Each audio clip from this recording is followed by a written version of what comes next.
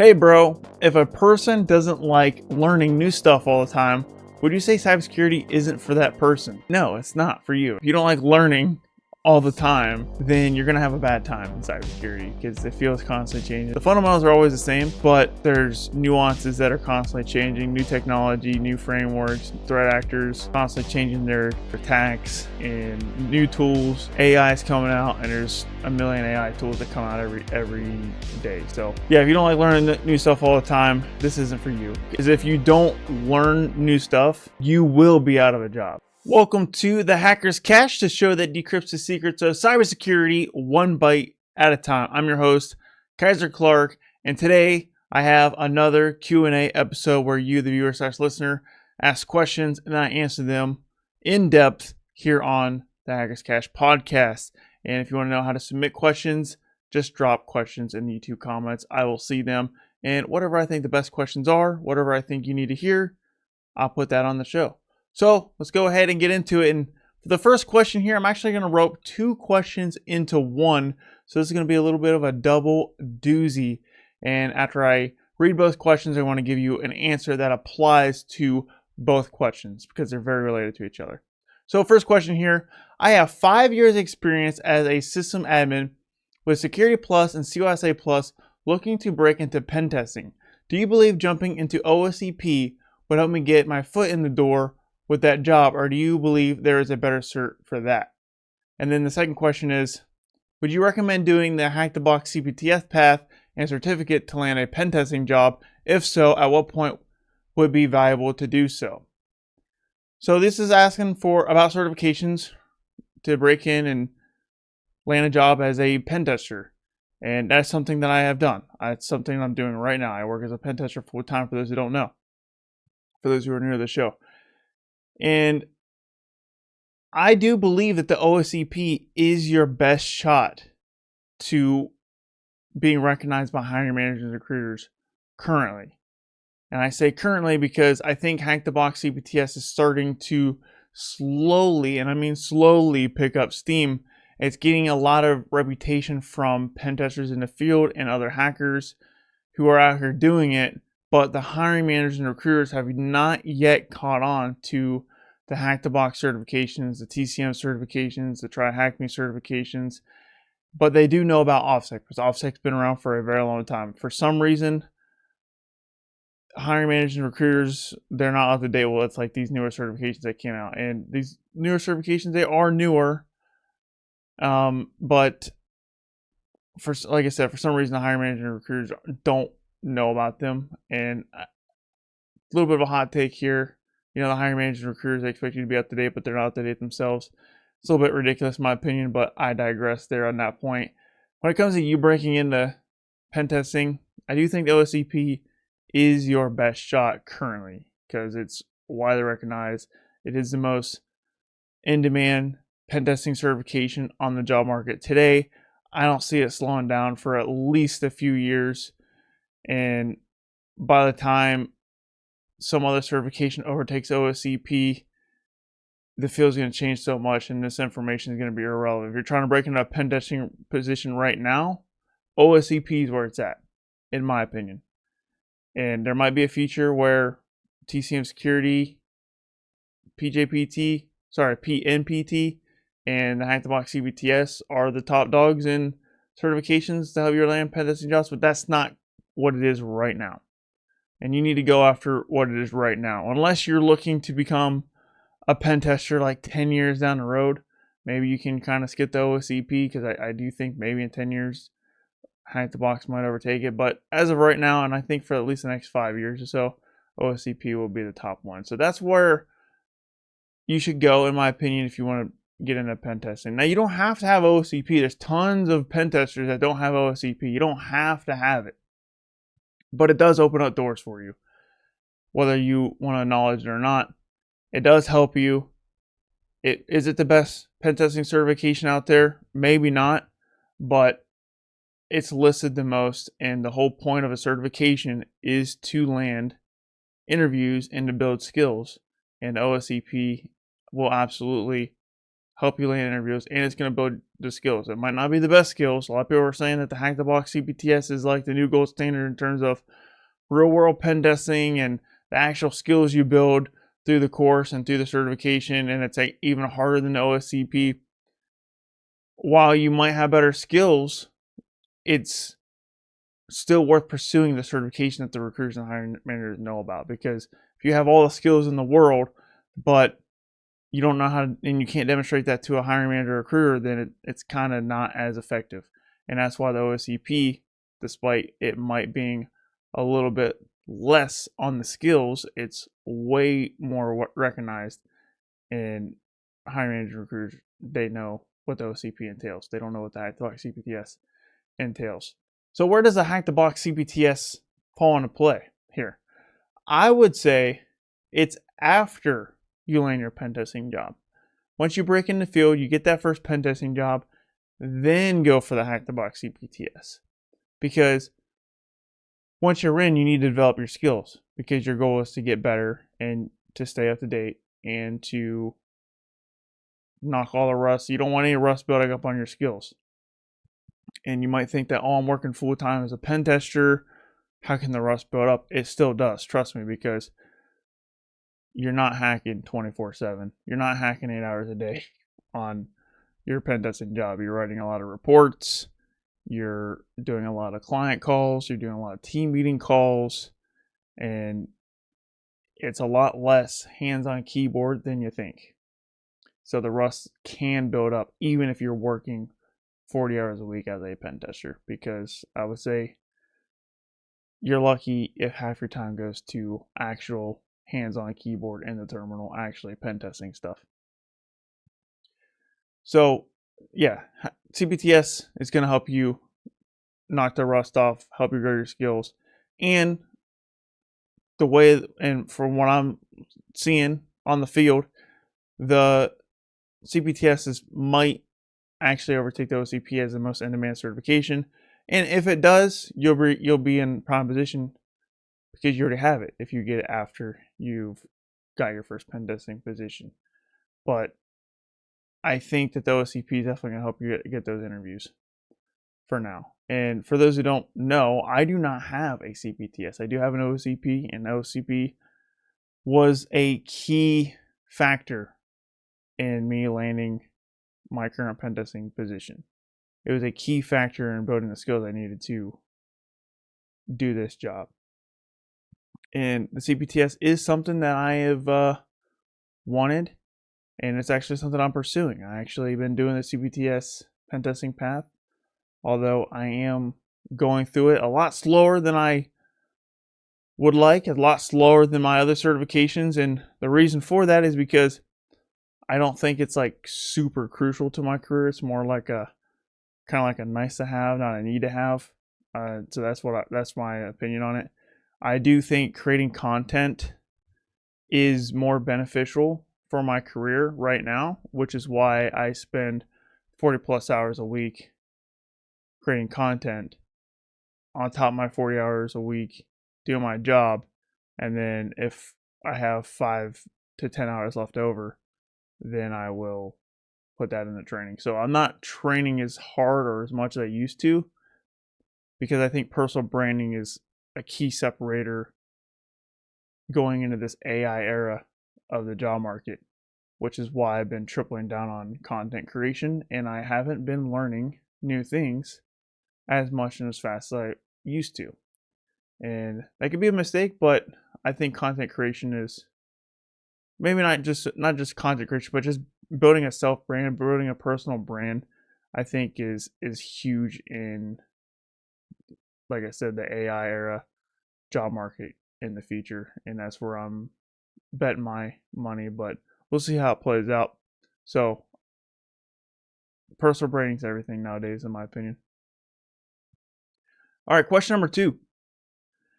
Well, I guess it's 2.5. It's 3 because we had 2 questions before. So next question. Hey, bro, if a person doesn't like learning new stuff all the time, would you say cybersecurity isn't for that person? And no, it's not for you. If you don't like learning all the time, then you're going to have a bad time in cybersecurity because the field's constantly changing. It's always, the fundamentals are always the same, but there's nuances that are constantly changing, new technology, new frameworks, threat actors constantly changing their attacks, and new tools. AI is coming out, and there's like a million AI tools that come out every day. So yeah, if you don't like learning new stuff all the time, this isn't for you. Because if you don't learn new stuff, you will be out of a job. You will be out of a job if you just break in and you just do your 9 to 5 and you're not upskilling. You will lose your job. You will be unemployed. You do need to spend some time outside of work upskilling, and if you don't get it during work, if you get it during work, that's great, and that's rare for most people. So if you're not getting time to train during work, then you have to do it outside of work. And don't look at it as, oh, I'm putting time in for my employer after hours. Look at it as, I'm putting time in for myself to future-proof myself in this AI era job market where everyone's going to get replaced by AI, and you don't want that to happen to you. Entry-level roles are dying out, and AI is replacing them. So you need to constantly upskill. And like I said, it's not for your employer, it's for you. It's a self-investment into you. So don't look at, I always tell people like, oh, you got to put in a time, you got to put in stupid amount of hours of learning, and I do agree with that. But a lot of people are like, oh, I don't want to be a slave to my employer. I don't want to put in extra time at work and not get paid for it. And that's true. Like, you don't want to get taken advantage of when it comes to like working for your employer. This isn't that. This is you putting time into learning new skills to keep yourself employable. Because while you're not getting paid for it, for example, you go out for a certification in your free time after work, getting that certification is going to keep you in the game. Because if you don't upskill, then, like I said, you're going to be out of a job. So you are going to get paid for it, but it's not in the way you think you're going to get paid. It's just keeping your current job or even leveling up and going from, mid-level to senior or entry-level to mid-level, wherever you're at. So, and you can get raises for that too. That's another thing too. People think, oh, like if I train outside of work, it's a waste of time because I'm not getting paid for it. It's like, well, if you get 3, 4, 5 certifications outside of work, then you can go to your employer and ask for a raise. And I did that actually. My first year of pentesting, I asked for a raise and I got it. And one of my big things I led with was, hey, I went and got 5 certifications this year and a master's degree in cybersecurity. And I asked for more money and I got it because I put in time after work. So you do get paid for it. It's just the benefits are down the road. They're not immediately. So don't be afraid to upskill. And back to the question, if you don't like learning new stuff, you need to find a different profession. But I think the days of coasting and the days of clocking in and clocking out every day and not doing anything in your free time to level up are gone. AI is replacing those types of people. The people who just clock in the morning, clock out, and then they just watch Netflix at the end of the day or whatever they do at the end of the day. Like, those days are gone. The people who aren't putting in extra time getting replaced by AI in any profession, not just cybersecurity, any profession. And that's just the job market going forward from what I'm seeing on the board. We've already seen tens of thousands of, maybe even hundreds of thousands of tech workers get laid off. And it's because of AI. AI is replacing these people. We also see that the job market, if you're not familiar with what's going on in the job market right now, they're calling it a no hire, no fire, which means they're not bringing in new people, but they're also not firing people, which is good if you're already in. But you still need to level up because you can't assume that they'll never fire you, or they won't cut you off or lay you off, because they are laying people off. But the job market's kind of stagnant right now, and the reason for that is because instead of bringing in new people, it's easier just to figure out how to automate with AI. And that's why there's no entry-level jobs nowadays, because the internships, the entry-level jobs have been replaced with AI. So there's that. So that's something to consider if you are trying to build a career in cybersecurity or tech or really anything nowadays. This kind of applies universally. And it's just my bold predictions for the AI era job market future. Keep in mind, I am an employee just like you. Maybe you're not an employee, but I'm an employee. I'm not a hiring manager. I don't own a business. I'm just an employee that does the work at my job as a pen tester. And I think about my career all the time, which is why I try to give the best career advice I can, because this is something that's on the forefront of my mind every day. Moving on to the next question. I earned my CCNA earlier this year. I was hoping that would be enough to automatically renew my Security Plus, but that turned out not to be the case. If I earn a CCNP Security Cert, however, that would, and I was planning on studying for my CCNP next anyways, though I was originally looking to get CCNP Encore first. Should I get my SecurityX in order to renew, or should I pivot to CCNP Security and go that route? I can also renew using CISA Learning, formerly Fed VTE, which would be quicker and easier. But if I could renew by earning a new cert, that would be ideal for advancing my career. Thankfully, my Security Plus doesn't expire until December of next year, so I have ample time to prepare any advice on which path to take. So this is a mouthful here. Basically what you're saying is, should you renew Security Plus by going for CCNP, or should you go SecurityX to renew CCNP? Sorry, not CCNP, Security Plus. So once again, should you renew Security Plus with CCNP, or should you renew Security Plus with SecurityX? And it really depends on where you're at in your career. If you are trying to become a cybersecurity engineer or are already a cybersecurity engineer, the CCNP Security is a chef's kiss.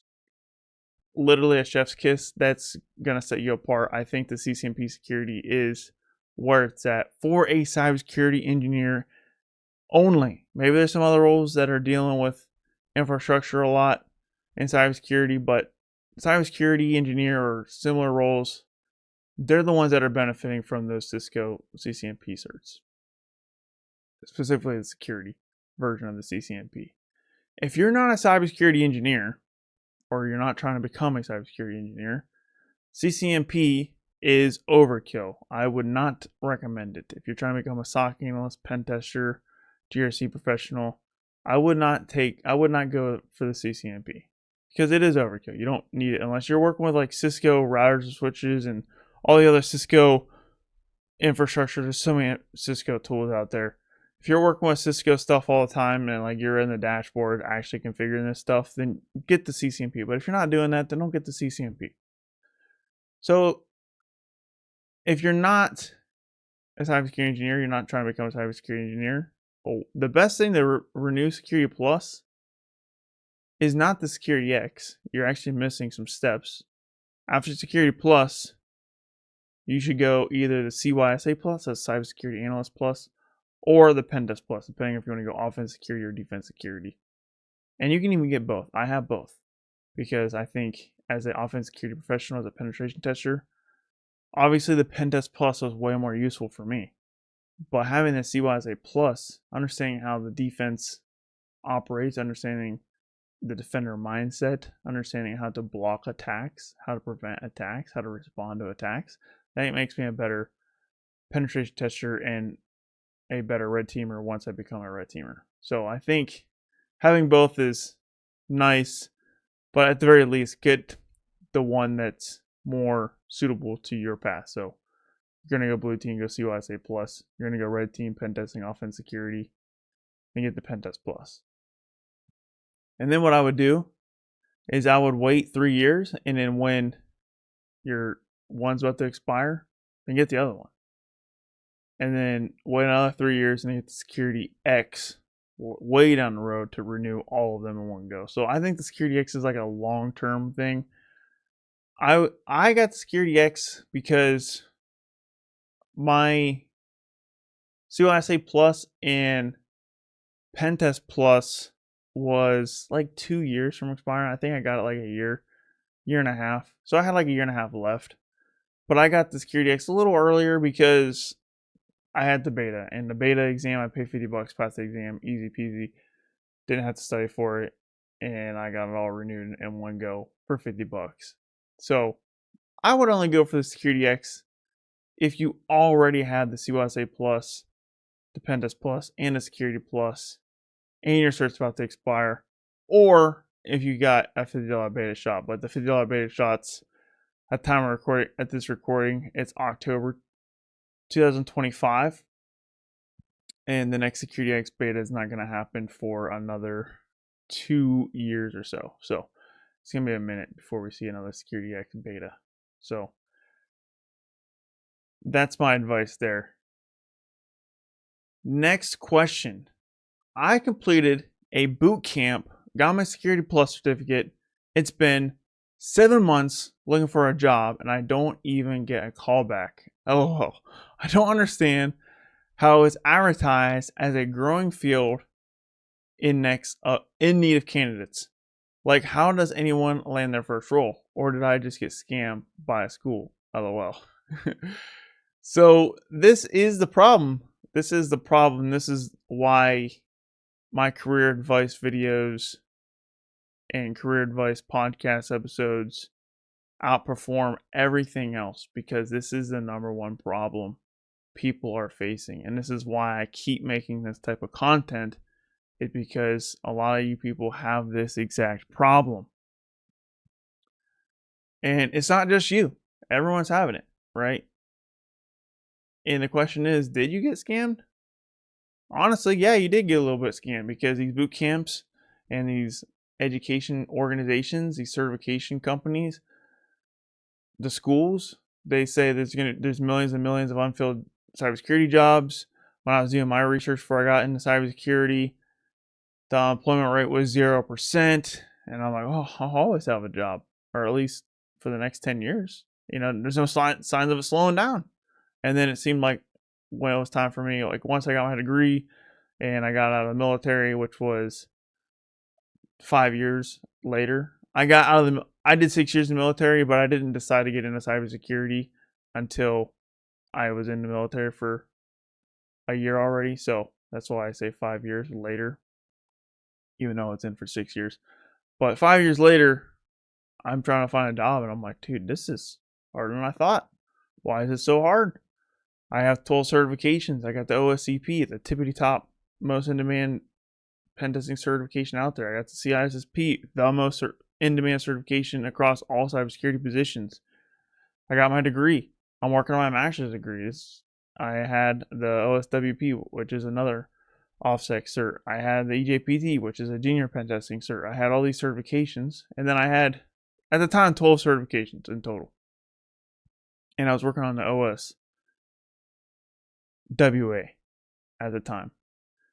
And I thought it was a no-brainer. I thought it was a no-brainer to hire me. Like, I should have 20 offers. I should have companies competing for me. They should be trying to outbid each other for my talent. And that just wasn't the case. I had a job offer that I accepted, and it got withdrawn. And the reason why I got withdrawn was because the contract got deleted. The client didn't need the work done anymore, and because the client didn't need to work anymore, the work got cut out, and because work got cut out, that position got cut out. So they withdrew my job offer, and I had to scramble to find another job offer right before I got out of the military. And then I ended up getting 2 other job offers. Granted, I did have I wasn't interviewing at 3 or to 5 other companies at the time, but I got 2 solid job offers, and then I accepted the one that was better for me. But that was a little bit less than I thought, and the pay was a lot less than I thought too, which was very unfortunate. But it is fortunate that I did break in the field, and I'm doing pretty good for myself now. even though I'm making a little less money than I thought I was going to be making out of the military, which it is what it is, but it's just the reality that the numbers online don't really match up with reality, unfortunately. But yeah, anyways, that was a long-winded way of saying that, yeah, these companies kind of lied to you. Like, there's not that many open positions out there. There's really not. Now, keep in mind, I only applied for remote jobs and I only applied for pen testing jobs. I think I could have easily got some SOC analyst or jobs or whatever, but I was only applying for pen testing and remote jobs, which severely limited what my options were. But these companies, when I say these companies, like the certification bodies, the education companies, the boot camps, the schools, they are like, yeah, 0% employment rate, millions of unfilled jobs, growing field, not slowing down. And they just got it wrong. Either they got it wrong or they deliberately lied to you. I don't think I think it's a little bit of both. I think they kind of inflated the numbers for one, but I think they were just kind of predicted the future incorrectly as well. And well, because these certification companies and these boot camps and universities were talking about how cybersecurity is such a growing field, you can make six figures by getting one boot camp done or one degree. Everyone rushed in. Everyone rushed into the field. And I'm not gonna lie to you. I mean, that was one of the reasons why I went and pursued this path, was for the money. It wasn't all for the money, but if the salaries weren't as high as they were advertised, I would have not pursued this profession. Right now, it wasn't all about the money, because I like working in tech. I like working on computers. I always have liked working on computers. I used to build computers in my spare time when I was graduating high school. So I always enjoyed tech. Always enjoyed it. I always like huge gamer, so I was always involved with tech. I always played the family computer at home and stuff like that. So it's not like I pursued something just for the money. It's just I doubled down on this profession because of the money, and it was, for me, a way to get a six-figure salary in an area that I liked. And it seemed like it was the only option for me to get a six-figure salary in an area that I liked. Or yeah, I could have. If you want to make money, then you can go pursue something else, like go be a lawyer, go be a surgeon or something. You know what I mean? Because it's going to take just as much work. And that's another thing, is that they made it seem like it was kind of easy to break in the field. Made it seem like there was unlimited slots, and it seemed like an easy way to make it like get six-figure job, but it's just not, because there's a lot of work that's involved. And I knew it was gonna be a lot of work to be a pen tester. Like, I knew that when I decided, and I'm like, why not do it? But I will admit, it was a little harder than I thought it was gonna be, to be honest with you. So, hindsight's 2020, but looking back at it, I wouldn't change anything for anything. It is a lot of work. So, did you get scammed? I don't know, maybe a little bit. But I mean, you said you passed one boot camp and you got one certification. It takes more than that. You got to have more certs than that. You got to have more training than that. You got to have more courses than that. Because, as I said, the money and these advertisements for millions and millions of unfilled jobs, growing field, and all this stuff, it just made people fly into the field. And there's nothing wrong with that, by the way. I'm going to be making a video about this later on, but there's nothing wrong with like getting in the field for the money. There's something wrong for getting in the field just for the money. You have to like the job enough to justify it. But because people are flying in, there's 1,000 applicants per one job, and the best person is getting the job. Well, that's a hard competition to win. 1 out of 1,000 people.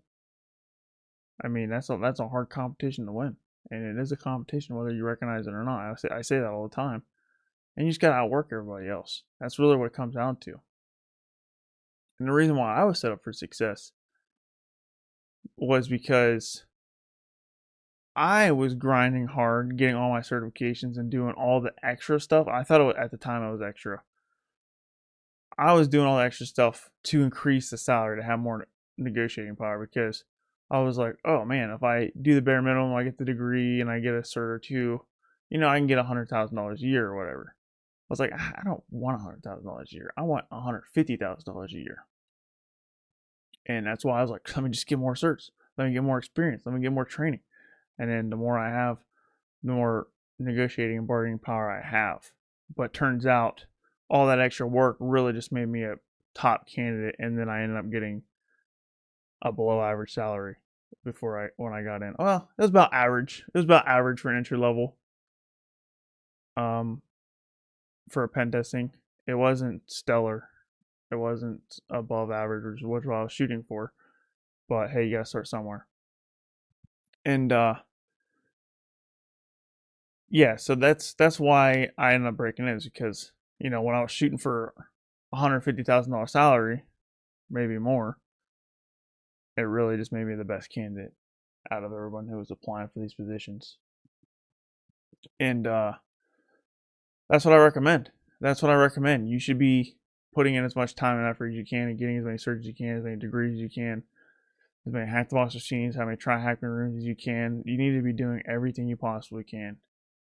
And I obsessed over it, by the way. Like, I quit playing video games. I quit socializing. I stopped playing fantasy football. I stopped watching football. Now I still enjoy an occasional football game here and there. I haven't played a video game in probably a month now. I play very rarely. I play a video game, and I quit playing them for years. And even with me already in the field, I still can't find a time to quote unquote enjoy life. So that's what it takes. That's the investment it takes. I used to call it sacrifices, but it's not a sacrifice because you're gonna get something back in return for it. And you got to think of it more of as an investment. And if you're not willing to make that investment, it's probably not the field for you. So you need to. And I was obsessed, and I still am. Right. That's why I get on here and make content in my free time to help you out. And this is why I'm always learning and training. I know I said that earlier in the podcast. I have been slowing my training down, but I never stopped. I still get on Hack The Box Academy, and I still go through my CPTS path. And I'm going to take the exam eventually. And there's all kinds of other certifications that I want. I have 19 certifications currently, and there's like another 19 that I want to get because there is a lot of information to know. And the more you know, the better off you're going to be. So that's my advice. You just got to work. You got to look at it as a competition, and it just comes down to who puts in the most work. I'm not the smartest person in the world. I'm not the most talented person in the world. But what I am is someone who works all the time. Like, I show up every day and do the work, even when I don't feel like doing it. Because there's going to be days you don't feel like doing it, and I do it anyways. And I sacrifice a lot of sleep because of it, and I don't indulge in a lot of the finer things in life. And if you're not willing to make those investments, then probably not the field for you. I mean, maybe you can break in by doing your 8 hours a day, 40 hours a week, and then that's it. But I think if I wouldn't have hustled as hard as I did, I wouldn't be in the position I'm in. So, like I said, you don't have to be the smartest. You don't have to be the most talented. You just have to have a high work ethic. And that's really the key to success. It's just the discipline, showing up every day and doing the work. And you'll learn it eventually. Some people learn things faster than others. I'm not that fast of a learner. I'm really not. That's the reason why I have 19 certifications, because in order for me to get OSCP, I had to get 10 certifications before that, because there's a lot of prerequisites you have to know to pass OSCP. Some people can go straight to OSCP and get that as a first certification, and I don't know how you do that. Which is, if you can do that, by all means, go ahead and do that. Some people, there are a lot more people that are more talented than me. They grasp the concepts faster than me. But the reason why I'm in the field and a lot of people who might have more talent isn't in the field is because I work all the time. The work ethic beats talent every single time, and I'm proof of that. And I'm telling you right now, if you just show up every day and you do the work, you'll break in. So hopefully that helps you out, and that is all the questions I have. If you have more questions, drop them down in the comments, and then I will potentially feature them on the next Q&A episode. If you're on audio, rate the show 5 stars. I see you guys rating the show. If you've enjoyed more than one episode, rate the show 5 stars. I really appreciate it if you think the show deserves 5 stars. And if it's your first time here, then check out the next episode. Give me a shot, and hopefully it helps you out. And then rate the show after your second episode. And then if you're on YouTube, hit the subscribe button and hit the like button. And like I said, drop your questions down in the comments. I would love to hear what you're struggling with. Drop your unique situations. Like, feel free to drop a fat paragraph of your background, and I will literally read the whole thing. And if it's a good question, I'll feature it on the next episode, next Q&A episode. I do the Q&A episodes once a month. All right. Thanks for watching. Thanks for hanging out. Hopefully see you next episode. Kyser, signing off.